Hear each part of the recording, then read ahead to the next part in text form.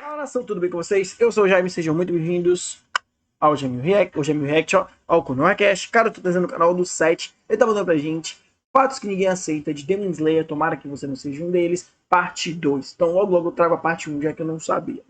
Fechou? Então, é isso, desde já se inscreve, deixa o like, ativa o sininho, que isso é muito importante, que vai estar ajudando demais o canal. Eu vou estar vendo pelo esse aplicativo aqui, que é o VLC, pra eu não ter problema com anúncio e as coisas e tal. Ué, cadê o troço? VLC. Então, é isso, né?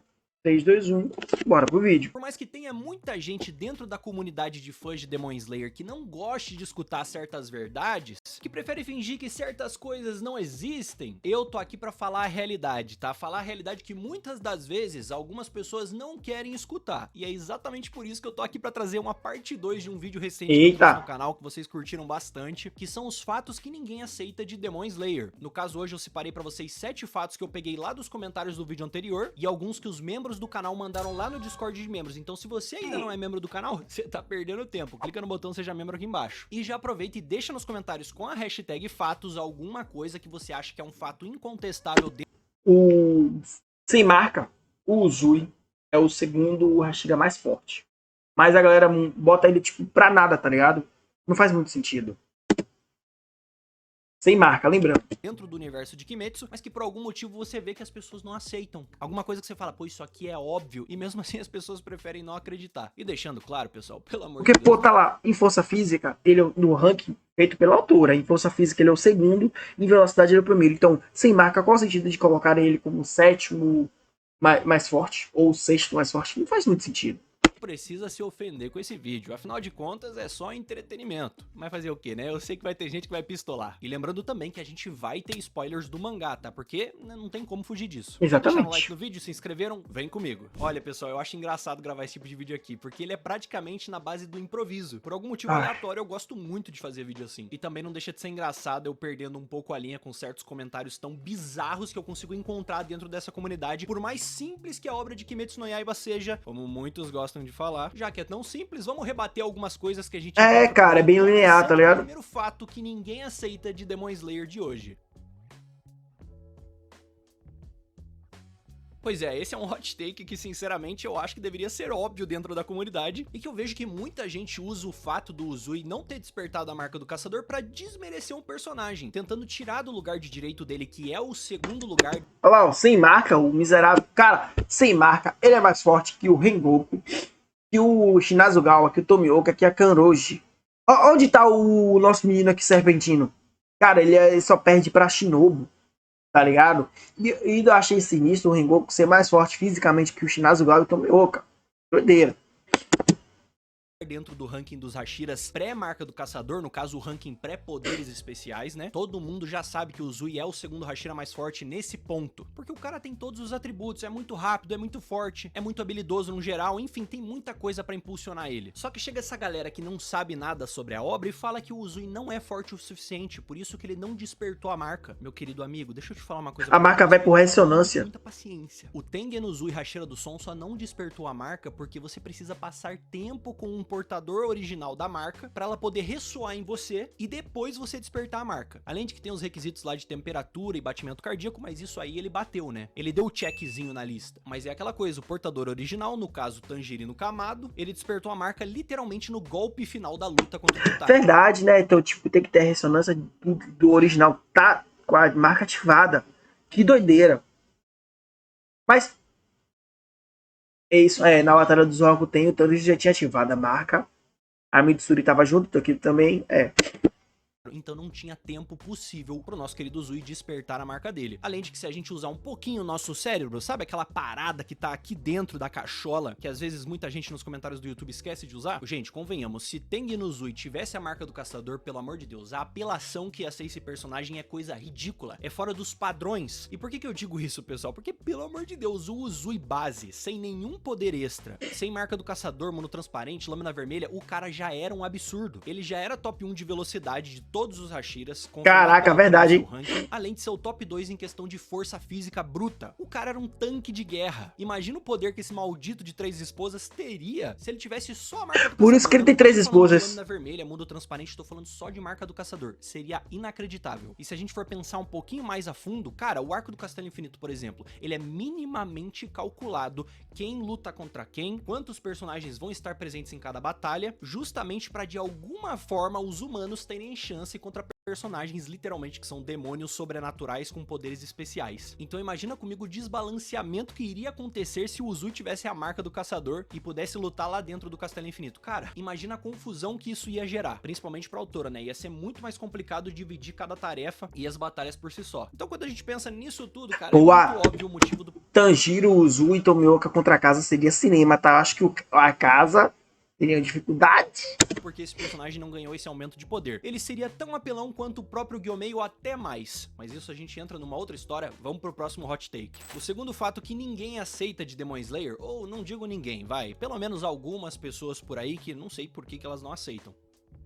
Tanjiro, no final do mangá, superou todos os Hashiras. Isso deveria ser óbvio, gente. A gente tá falando do protagonista. Mas é o Tanjiro Uni? O único personagem durante a história, né, no ponto que a gente vai acompanhando, que consegue usar a maldita da respiração do sol, tirando o seu falecido pai. Não só isso, um caçador que literalmente chegou na batalha final, conseguindo usar a marca do caçador mais do que qualquer outro personagem. Nosso menino Tangerina, que tinha conquistado já a lâmina vermelha e usado, né, aplicado essa técnica da lâmina vermelha muito mais vezes do que qualquer outro personagem. Mundo transparente pra ele, então, nem se fala. Estado altruísta também. E eu não preciso nem lembrar vocês de que ele masterizou a respiração do sol na batalha final contra o Muzan. Ou seja, se no início do arco do Castelo Infinito, lá na batalha do Akaza especificamente, a gente já tem a confirmação por parte da autora criando um diálogo do Tomioka olhando o Tanjiro e afirmando com todas as palavras: Tanjiro, você já está no nível de um Hashira. Isso sem ele ter usado nenhuma habilidade super apelona, só trocando uns golpezinho padrão contra o Akaza. Ele já tava naquele nível. Imagina a versão do Tanjiro lá da luta contra o Muzan, então. Não existe comparação. De um olho só, tá? Ele superou claramente todos os Hashiras, incluindo o próprio Gyomei. Por mais que o Gyomei seja um monstro em força física, o Tangerina pelo combo e por ele ter o kit de habilidades completo que a obra apresenta, fica claro que ele ultrapassou todo mundo. E se você ele é protagonista, né? Pra mim, por que ele não teria ultrapassado todos os Hashiras, ou que seja só o Gyomei, eu gostaria muito de saber nos comentários, porque é difícil derrubar o argumento quando a gente tem todas as peças a favor do Tangerina. Vamos pro próximo. O terceiro fato de hoje, na verdade, não é muita gente que acha, ou talvez já teve algum ponto da vida aí que muita gente achou, no caso os fanboys do Rengoku. Rengoku não é o Hashira mais poderoso.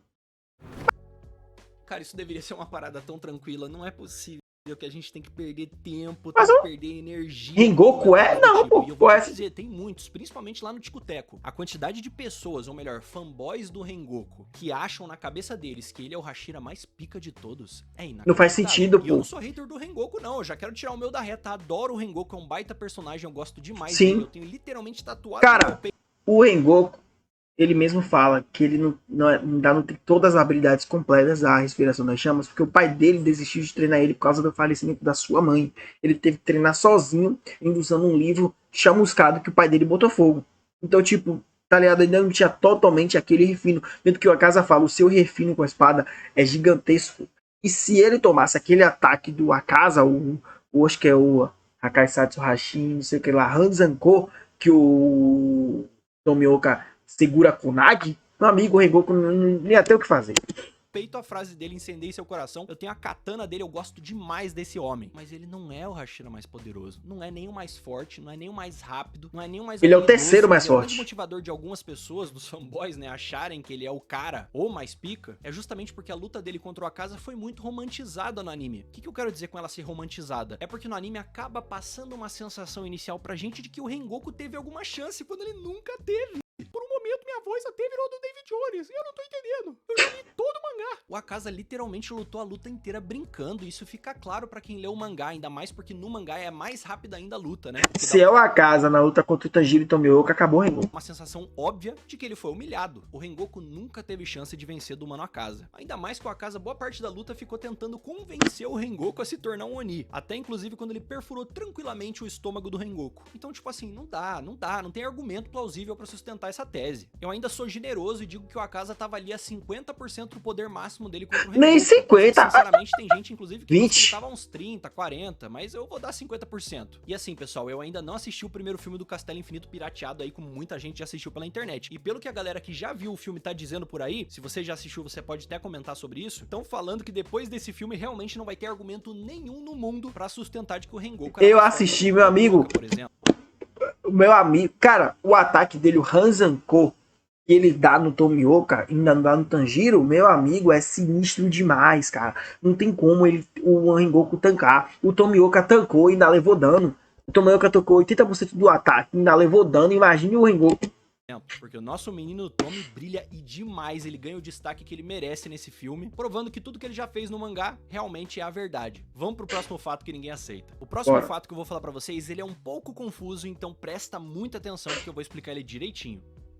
O pai do Tanjiro mesmo debilitado é forte. É meio estranho ter que explicar isso. É forte, querendo ou não. A gente não entende a situação do pai do Tanjiro. E eu realmente tenho certeza que não entende. Porque de um lado da internet eu já vi vídeos e shorts, conteúdo vertical, né, longo, que falam que o pai do Tanjiro era um monstro, que ele era um ser muito poderoso. E tem um lado da internet que também faz vários vídeos que fala que ele era um fracote, que ele na verdade era um Zé Ninguém e que morreria fácil. E aí eu fico, peraí, não é possível que seja tão discrepante assim, duas opiniões completamente diferentes. Beleza, eu sei que pode acontecer e tá tudo bem, mas não é como se o caso do pai do Tanjiro fosse super complexo pra ter essa discrepância de opiniões. Forte ele é, mas a doença debilita ele. Eu acho, com base na minha interpretação da obra, a gente sabe o que de fato o pai do Tanjiro conseguia usar a respiração do sol, no caso com base na Hinokami Kagura, do conhecimento que ele tinha da dança, porém ele não usava pra combate, porque ele não era um guerreiro, ele era só um pai de família. E além disso a gente também sabe que ele conseguia usar o mundo transparente, o estado altruísta de certa forma, e dizem que a marca dele tava meio que inativa, né, que ela poderia ser despertada a qualquer momento. Só que é óbvio que se pegar aquele pai do Tanjiro, no caso Tanjiro Kamado, e colocar ele pra lutar naquele estado doente contra qualquer 12 Kizuki, é óbvio que ele vai morrer, gente. Primeiro que o pai do Tanjiro, como eu falei, não é um espadachim, e ele não tem treinamento de combate. Tudo que ele tem é o puro instinto de sobrevivência, além de, claro, das habilidades naturais ali que já são super OPs comparadas a qualquer ser humano normal. Se for comparar o Tanjiro Kamado com o Tanjiro no seu início de treinamento, ele é anos-luz mais poderoso do que o próprio filho ali, mesmo que ele tivesse começando já a ter algum treinamento com espada, o pai dele ainda seria mais poderoso por conta do estado altruísta, do mundo transparente, da Hinokami Kagura por si só. Então é por isso que é importante interpretar legal. Se ele tivesse o treinamento com espada, treinamento básico eu tô falando, pra dominar ali o básico mesmo, e ele não fosse debilitado, no caso doente, o que é claramente afeta fisicamente ele, né? Ele aí sim poderia se tornar um dos personagens mais poderosos da obra inteira, porque sem eu perderia Priority. O céu é o limite pro homem. Claro que a gente tem que tomar cuidado também, porque se ele desperta a marca, como é que faz daí? Ele já tem mais de 25 anos? Mas então aí é que tá. O pai do Tanjiro já nasceu com a marca. O plot é esse aí.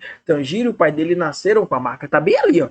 A mesma marca que o Tanjiro tem, o pai dele tem. Dizem que o do Tanjiro foi porque ele se machucou. Gente, porra, a altura não vai querer matar o cara, né, velho? Então o Tanjiro nasceu com a marca. O pai dele também. Porque o pai dele já tinha tudo. Se o pai dele tivesse treinamento que o Tanjiro tivesse, ele aprender, a respiração da água, depois, puf, Hinokami Kagura, quem aparece, homem? Entende?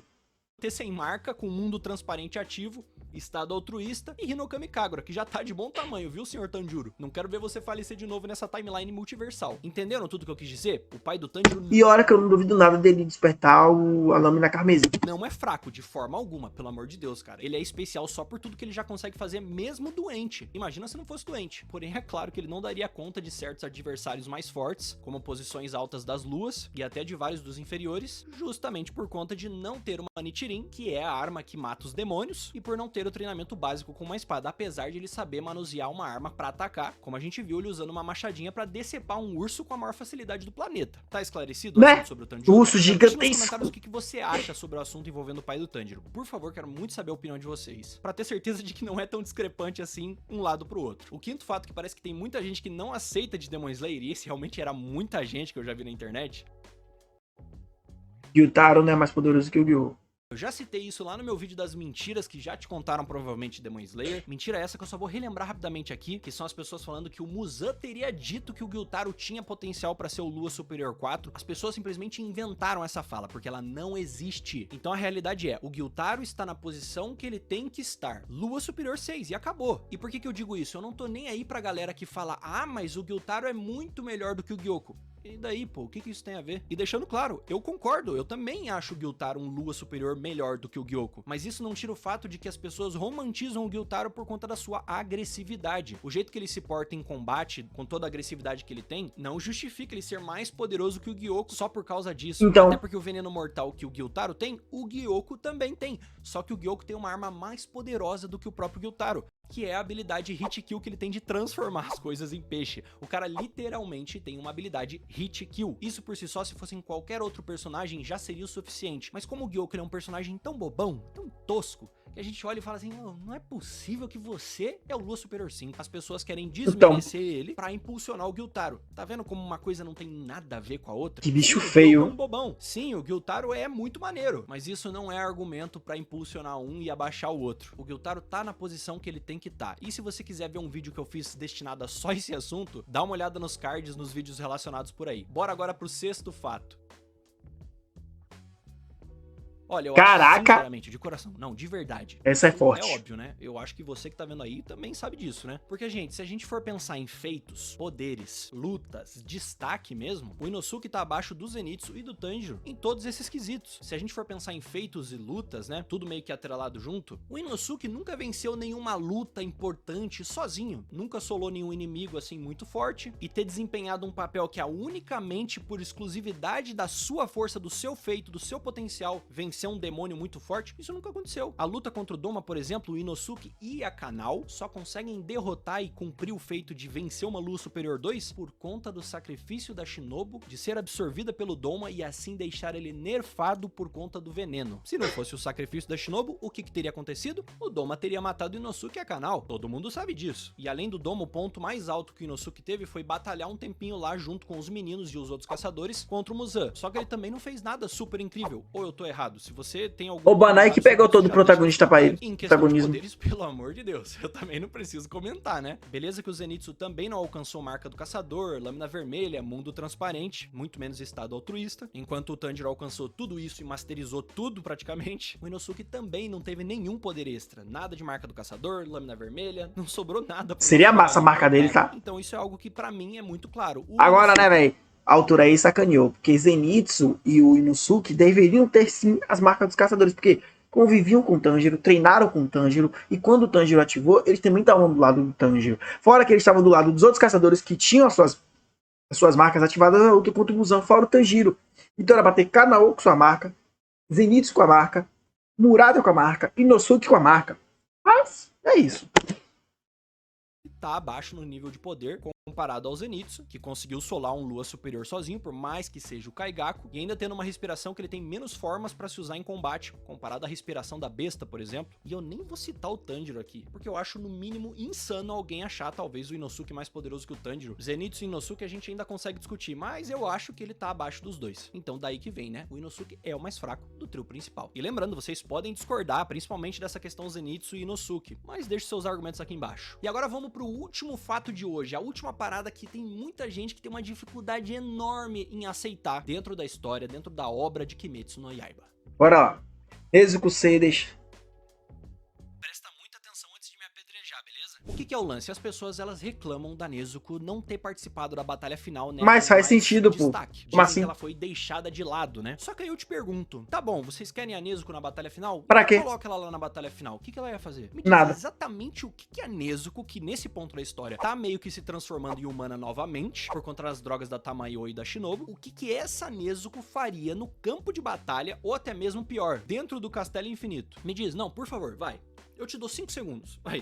Nakimi simplesmente ia se ela estivesse no castelo. Nakimi, opa, quem que é aquela Nezuko? Pá, tocava o Biwa, jogava ela pro Muzan observava ela, imune ao sol, acabou o anime. Não faz muito sentido, né? 5 segundos pra você pensar o que ela faria. Não faz sentido, né? Vocês entenderam? Por que a Nezuko tá sumida? Porque o pessoal tá protegendo ela. Porque se o Muzan se apossar da Nezuko, acabou. Acabou, simplesmente. Então, obviamente, ela não pode participar. Agora, se você me fala, pô, Seth, mas ela tinha que ter tido alguma outra função, sei lá. Ela ia botar fogo nos caras? Eles resolverem lá do outro lado, fora da batalha final. Aí, meus amigos, isso é outro caso, outro problema, outra questão. Nisso, eu acho que até dá pra se discutir um outro plot de outra coisa pra rolar. Fora do ambiente ali da batalha final contra o Muzan. Agora, você chegar pra mim e falar que a Nezuko tinha que participar da batalha final ali, tinha como, ela ia fazer o quê? A gente não tá falando da Nezuko demoníaca que tem regeneração de lua superior lá, super bombada, partindo pra cima de todo mundo, humilhando a Daki. A gente não tá falando dessa Nezuko. Ela mais atrapalharia do que ajudaria. Então, de verdade, eu não consigo entender quem fala que ela tinha que ter participado ali do momento da batalha contra o Muzan. Ela não ia fazer nada, ela só ia atrapalhar. E digo mais, provavelmente ela só morreria mesmo chegando lá. Ela acabaria brotando no campo de batalha e, na melhor das hipóteses, seria absorvida pelo Muzan. Talvez isso rendesse um momento super emocionante da morte da Nezuko se sacrificando pra salvar algum personagem, tipo o Tanjiro. Eu não sei, pode ser que sim. Seria muito legal, até talvez seria. Mas isso não vem ao caso. Enfim, pessoal, esses foram 7 fatos que eu separei pra vocês hoje de coisas que muita gente, por algum motivo, não quer aceitar sobre Demon Slayer. Algumas envolvem nível de poder, algumas envolvem acontecimentos dentro do roteiro, outras envolvem situações polêmicas dentro da obra, mas é aquela coisa que sempre volta àquele argumento inicial. As pessoas, elas falam, inclusive muitas que até gostam de Kimetsu, justificando que Demon Slayer é uma história simples.